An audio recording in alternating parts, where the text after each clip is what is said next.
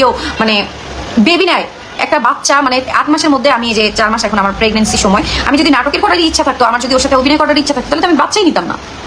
So যাই হোক, আমি খারাপ, দিন শেষে আমি মানি নিছি আমি খারাপ, কিন্তু এখন আমি আমার মতো ভালো থাকতে চাই। আমি আর কোনো কিছুর মধ্যে ঝামেলার মধ্যে পড়তেই চাই না।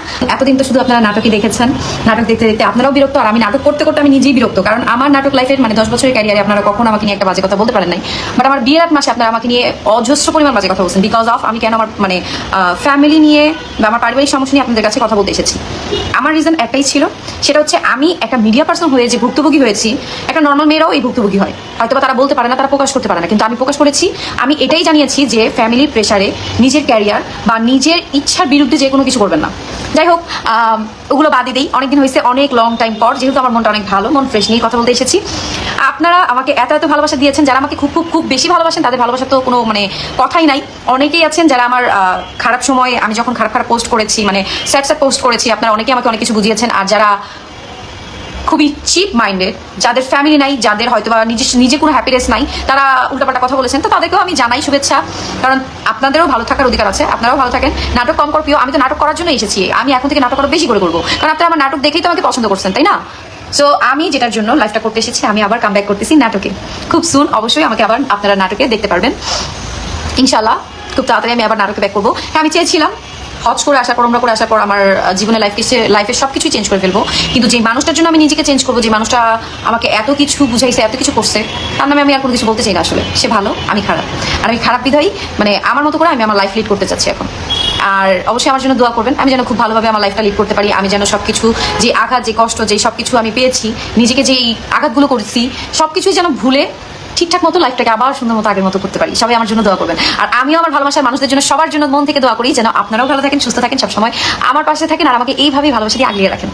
আমি জানি আমাকে অনেক মানুষই ভালোবাসে, কিছু কিছু মানুষ আছে যাদের খুব বাজে কথা, বাজে থিঙ্কিং, বাজে চিন্তাভাবনা, তাদের চিন্তাভাবনা দিয়ে আমার কিছু যায় আসে না, কিন্তু আপনাদের ভালোবাসা আমার কাছে অনেক কিছু। এই যে আমার কাছে মনে হয় যে আমার কাছে 100টা কমেন্টস আসলে 100টার মধ্যে 80টা কমেন্টসই ভালো আসে, 20টা কমেন্টস আমি কাউন্টের বাইরেই ধরি, আমি তাও এদের রিপ্লাই করতাম, এখন এটাও করবো না, কারণ আমার প্রয়োজন হয় না, আর আমি রিপ্লাই করতেও চাই না, কারণ তারা আমার কেউ না। আর তাদেরকে আমার পার্সোনাল লাইফ হিসেবে বলতে হবে এটা সেটা অনেক কিছু। হ্যাঁ, আমি এতদিন আমার লাইফ নিয়ে অনেক কিছু শেয়ার করেছি, কারণ আমার লাইফে আমার কোনো বোন নেই, আমার মা আমাকে কখনো ওইভাবে সাপোর্ট করে না। বিয়ের পরে আমার মা হচ্ছে আমার হাজব্যান্ডের হয়ে সবসময় সাপোর্ট করেছে, যেটা সত্যি কথা। তো আমি আমার ভিতরের কষ্টগুলো না আমি কাউকে বলতে পারি নাই। আমি যে কষ্টগুলো পাইছি, ওই কষ্টগুলো বলার মতো কোনো ওয়ে ছিল না। তো আমি মানে যখনই আমার রাগ উঠতো, তখনই আমি না যা ফেসবুকে বলতাম যে ভাই তোমরা কেউ এরকম ভুল করো না, তোমরা এরকম কেউ কিছু করো না। তো তখন আপনাদের কাছে মনে হয়েছে কি আমি নাটক করতেছি।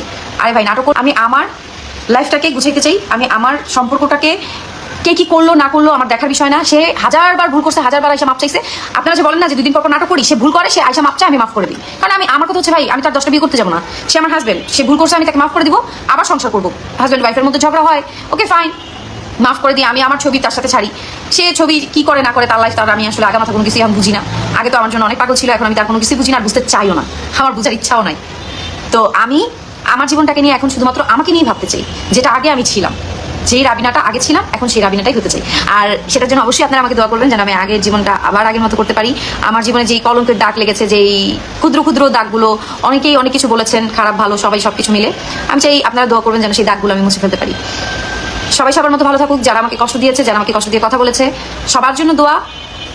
আমি চাই না কেউ কখনো খারাপ থাকুক, আমার মনের ভিতর থেকে কারোর জন্যই কোনো কিছু নাই। আল্লাহ আমার ভাগ্যে যা রেখেছিল তাই হয়েছে, তাই হবে।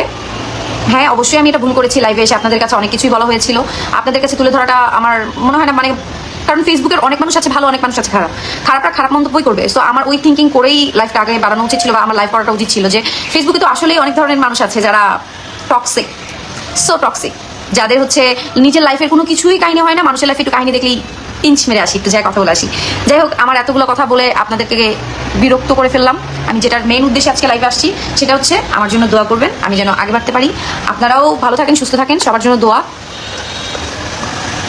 সবাই সবার লাইফে ভালো থাকুক, আমার মতো ভুল কেউ না করুক, আর ভুল করলেও ভুল শুধরিয়ে নে। আল্লাহ হাফেজ। এরপরে আবার কথা